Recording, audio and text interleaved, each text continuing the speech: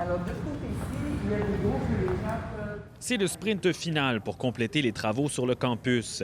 Le décor est moderne, les équipements à la fine pointe de la technologie, mais c'est en mode virtuel que les étudiants de l'Université de l'Ontario français vivront leur première rentrée. Le recteur Pierre Ouellette est fébrile. En poste depuis quelques semaines, c'est lui qui doit veiller à ce que la rentrée se déroule sans anicroche.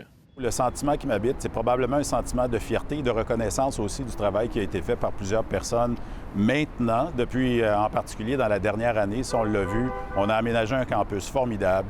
On a mis sur pied des programmes que moi j'estime à la fine pointe qui répondent aux besoins de la communauté. L'Université de l'Ontario français est une revendication de longue date dans la province. Les francophones réclamaient une institution à leur image, avec pignon sur rue à Toronto. Ontario est plus fort quand la francophonie est plus fort. Les francophones pensaient être près du but lorsque les libéraux de Kathleen Wynne ont donné le feu vert au projet en 2017. Or, peu de temps après l'élection de Doug Ford, son gouvernement a mis le projet en veilleuse pour une période indéterminée.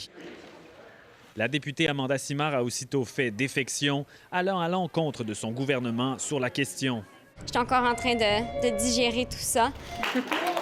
Après des mois de mobilisation francophone et de nombreuses tractations entre Ottawa et le gouvernement Ford, une entente de financement est finalement signée en février 2020. C'est un beau jour pour la francophonie canadienne. La direction de l'université a dû prendre les bouchées doubles pour préparer son campus, embaucher du personnel et surtout recruter des étudiants.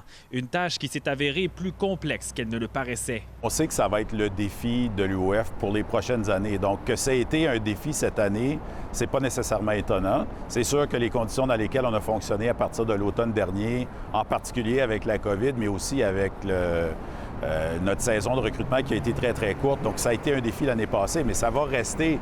Au final, ils seront entre 130 et 150 étudiants répartis dans 4 programmes de baccalauréat et plusieurs micro-programmes.